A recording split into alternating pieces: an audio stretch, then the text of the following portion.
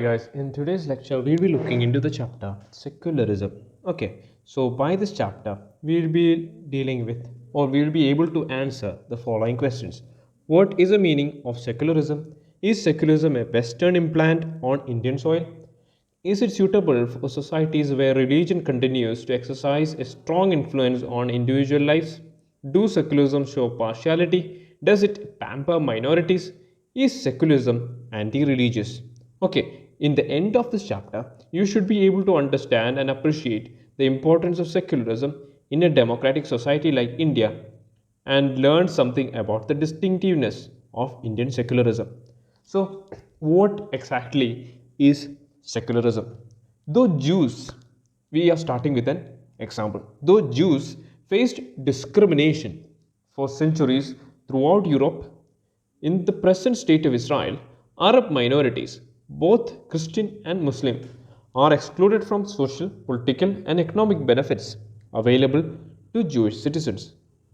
Subtle forms of discrimination also continue to persist against non-Christians in several parts of Europe.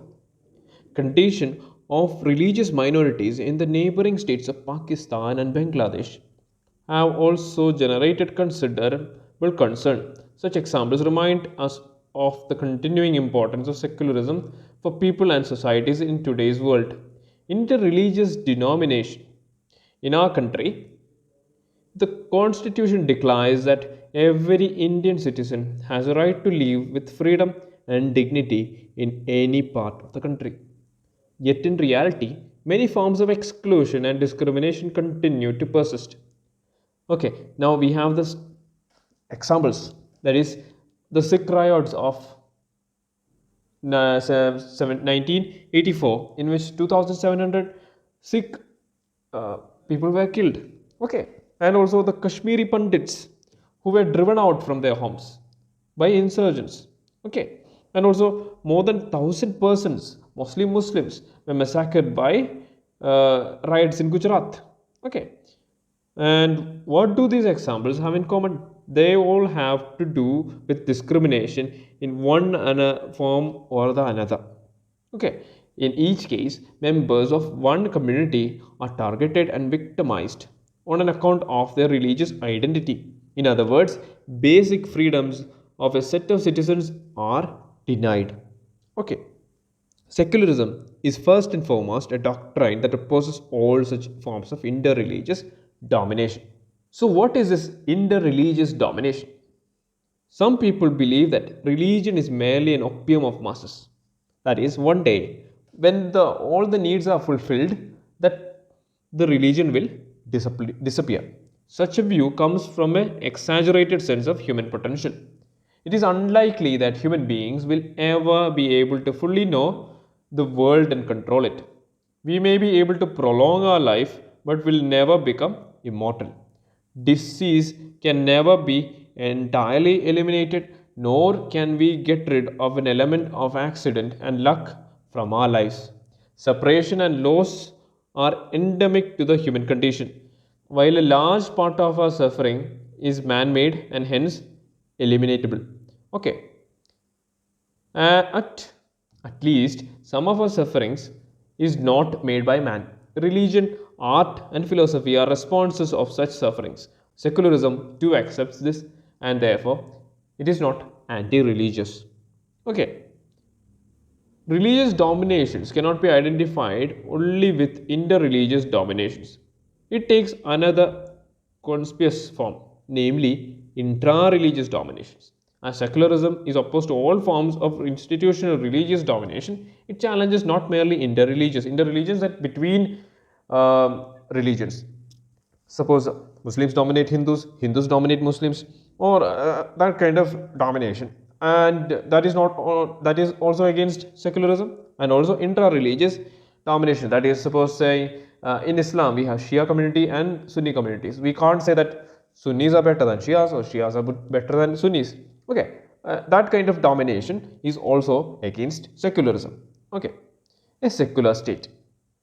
Perhaps one way of preventing religious discrimination is to work together for mutual enlightenment. Education is one way of helping to change the mindset of people. Individual examples of sharing and mutual help can also contribute towards reducing prejudice and suspicion between communities. Okay, we need to have dialogues, more dialogues between communities that will ease the tensions. It is always inspiring to read stories of Hindus saving Muslims or Muslims saving Hindus in midst of a deadly communal riot. But it is unlikely that mere education or the goodness of some persons will eliminate religious discrimination. In modern societies, states have enormous public power. How they function is bound to make a crucial difference to the outcome of any struggle to create a society less ridden with inter-community conflict and religious discrimination. For this reason, we need to see that kind of state is needed, what kind of state is needed to prevent religious conflict and to promote religious harmony. Okay, how should a state prevent the domination of any religious group? So that is the question. For a start, a state must not be run by the heads of any particular religion. A state governed directly by a priestly order is called theocratic. A theocratic states such as papal states of Europe or the Iran in current times, okay, or the Taliban controlled states in Afghanistan, lacking separation between religious and political institutions, are known for their hierarchies and oppressions and reluctance to allow freedom of religion to members of other religious groups. If we value peace, freedom, and equality, religious institutions and state institutions must be separated. Some people believe that separating religion and state can create secularism. Many state in the Western concept of secularism follow this concept. So, to be truly secular, a state must not only refuse to be theocratic but also have no formal legal alliance with any religion. The separation of religion state is, however, a necessary but not a sufficient ingredient of a secular state. A secular state must be committed to principles and goals which are at least partly derived from non religious sources. These ends should include peace, religious freedom, freedom from religiously grounded oppression, discrimination, and exclusion, as all interreligious and intra religious equality. To promote these ends, the states must be separated from organized religion and its institutions for the sake of some of its values. However, there is no reason to suggest that this separation would take a particular form. In fact, the nature and extent of the separation may take different forms depending upon the specific values it is meant to promote and the way in which these values are spelt out. Basically, it depends on the execution on how the secularism is working. Okay, the Western model. There are basically two models of secularism. One is the Indian concept, another is a Western model of secularism. Okay, all secular states have one thing in common. They are neither theocratic nor do they establish a religion. However, in most commonly prevalent conceptions, inspired mainly by the American model, separation of religion and state is understood as mutual exclusion. The state will not intervene in the affairs of religion, and in the same manner, religion will not interfere in the affairs of the state. In the case of Western secularism, you can see that what there is a separation of state and religion. That is, there are no public policy related to religion, nor there is any religious policy related to the state. Okay, similarly, the state cannot aid any particular religious institution, and also whenever there is a social issue, suppose if the religious institution forbids a woman from becoming a priest, or suppose we can say if a religious institution excommunicates one of its members, the state cannot interfere in all these aspects. Okay, and there is no scope for the idea that a community has a liberty to follow practices of its own choosing. There is little scope for community based rights or minority rights. The history of Western societies tell us why this is so. Except for the presence of Jews, most Western societies were marked by a great deal of religious homogeneity. That is, Western society we can see only a particular, for a large period of the history, there were only Christians living in. Apart from that, there were Jews. Okay, so that led to the creation of a Western concept of secularism, that is the exclusion of church from the state. Okay, finally, this form of mainstream secularism has no place for the idea of state supported religious reform. This feature follows directly from its understanding that the separation of state from church, religion entitles a relationship of mutual exclusion. And the result of Western secularism was about because of the atrocities that they faced from the side of the church. Okay, and that led to various revolutions and reforms in the church. Okay, so that led to Western concept of secularism. Now we come to another important aspect, that is the Indian model of secularism. Sometimes it is said that the hidden secularism, that the Indian secularism is an imitation of Western secularism, but a careful reading of our constitution shows that this is not the case. Indian secularism is fundamentally different from the Western secularism. Indian secularism. So now we are seeing the difference of Indian secularism and Western secularism. Indian secularism does not focus only on church-state separation, and the idea of inter-religious equality is crucial to the Indian conception. What makes Indian secularism so distinctive and different? For a start, it arose in the context of deep religious diversity that predated the advent of Western modern ideas and nationalism. Even before the colonizers came into India, there was a diverse community living in our subcontinent. So, what happened? There was already a culture of inter-religious tolerance in India. However, we must not forget that tolerance is compatible with religious domination. It may allow some space to everyone, but such freedom is usually limited. Besides, tolerance allows you to put up with people whom you find deeply repugnant. This is a great virtue if a society is recovering from a major civil war, but not in times of peace where people are struggling for equal dignity and respect. The advent of Western modernity brought to the fore hitherto neglected and marginalized notions of equality in Indian thought. It sharpened these ideas and helped us to focus on equality within the community. It also assured ideas of inter-community equality to replace the notion of hierarchy. Thus, Indian secularism took on a distinct form as a result of an interaction between what already existed in a society that had religious diversity and the ideas that came from the West.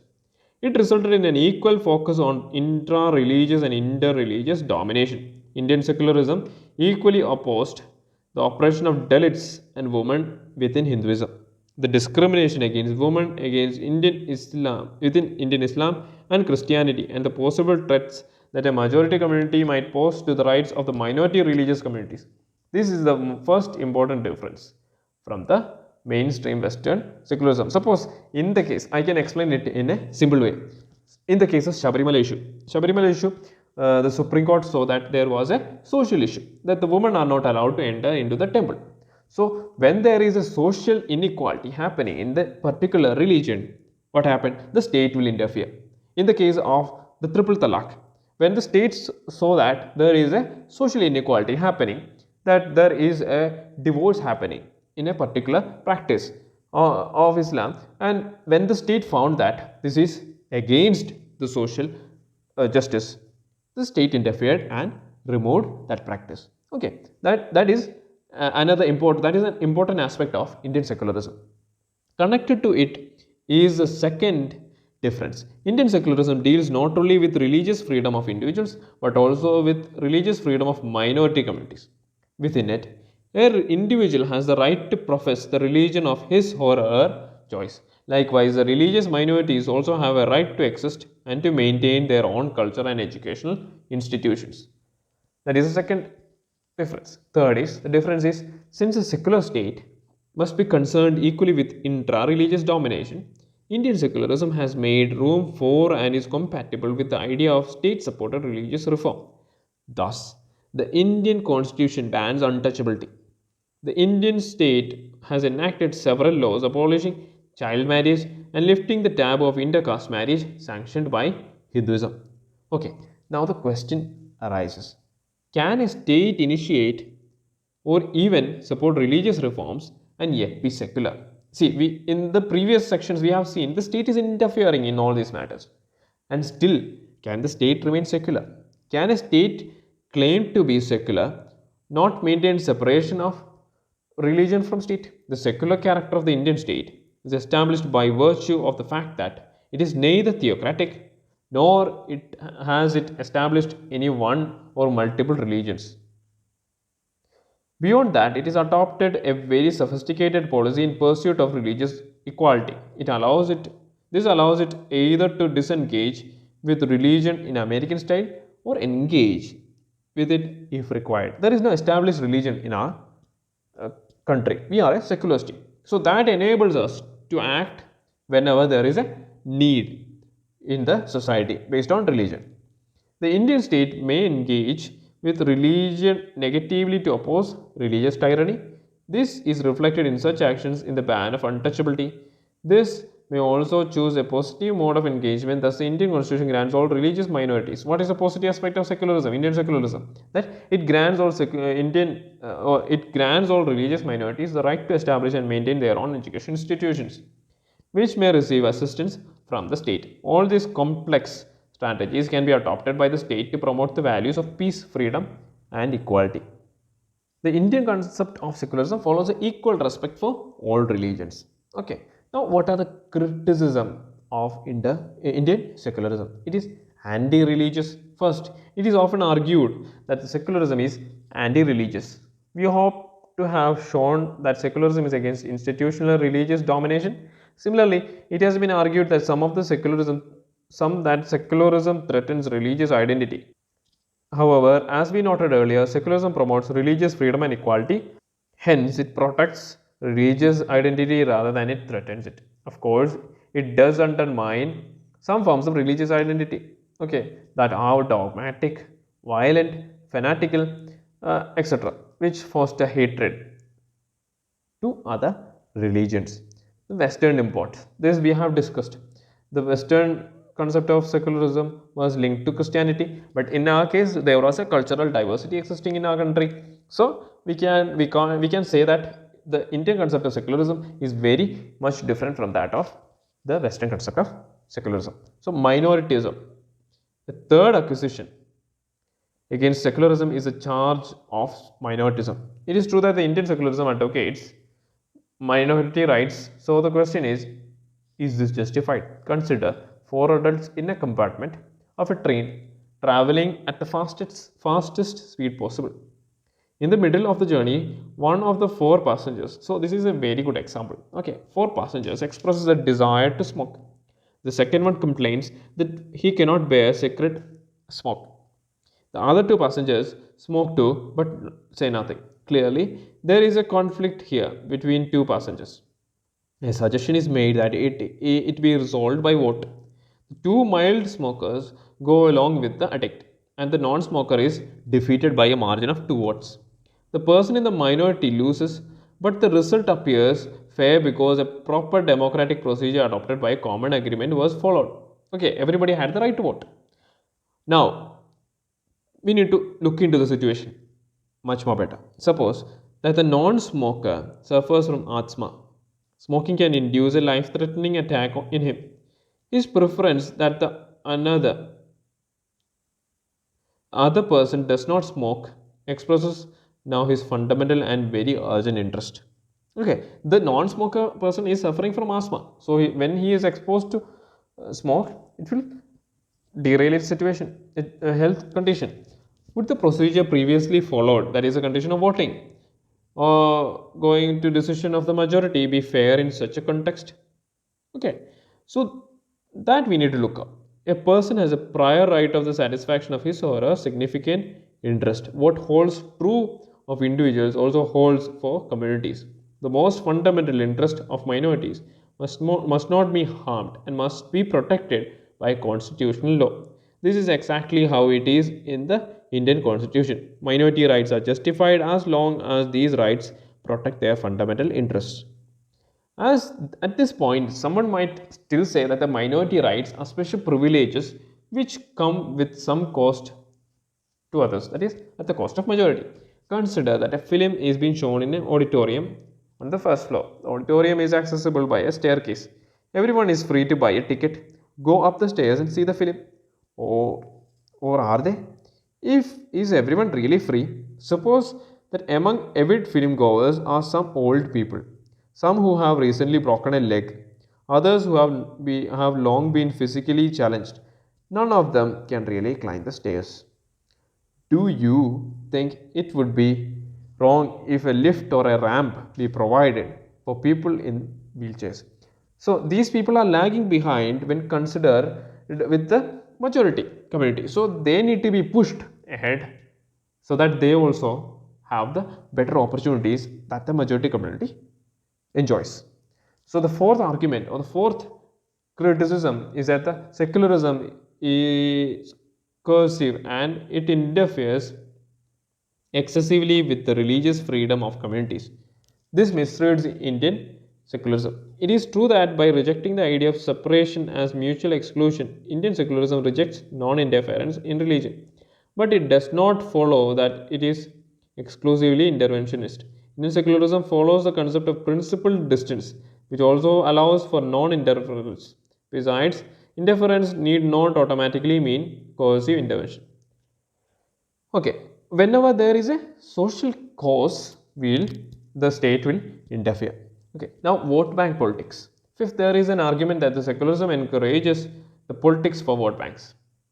As an empirical claim, this is not entirely false. However, we need to put this issue in perspective. First, in the democracy, politicians are bound to seek votes. This is a part of their job, and that is what democratic politics is largely about. To blame a politician for pursuing a group of people or promising to initiate a policy with the motivation to secure their votes is unfair.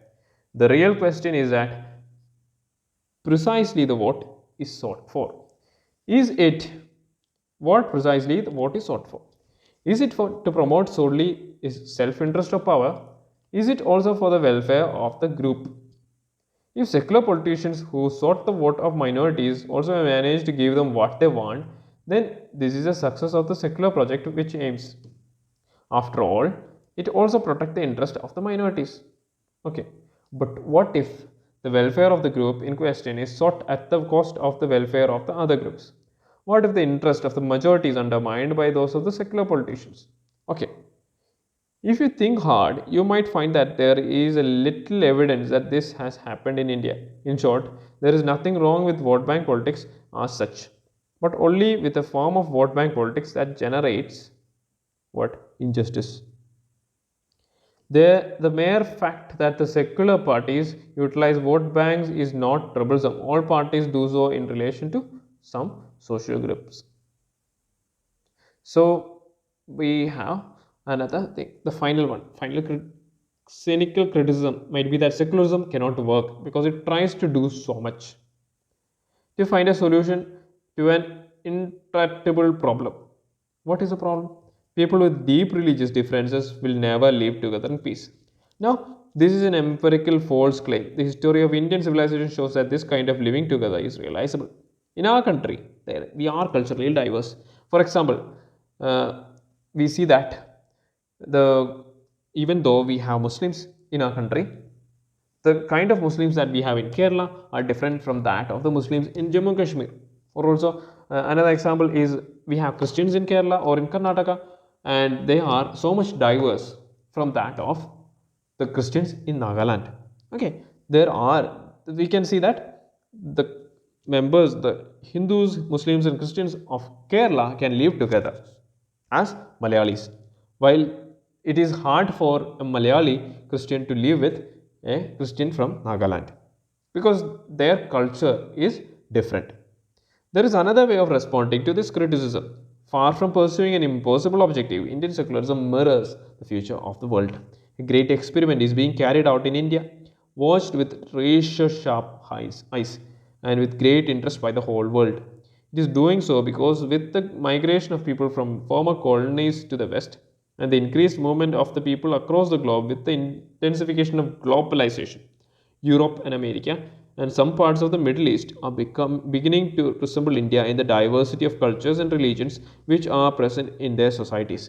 These societies are watching the future of Indian experiment with keen interest. So this is the end of our chapter. So I hope today's session was productive for you guys. So until next time, we say again, God bless you all. Jai Hind.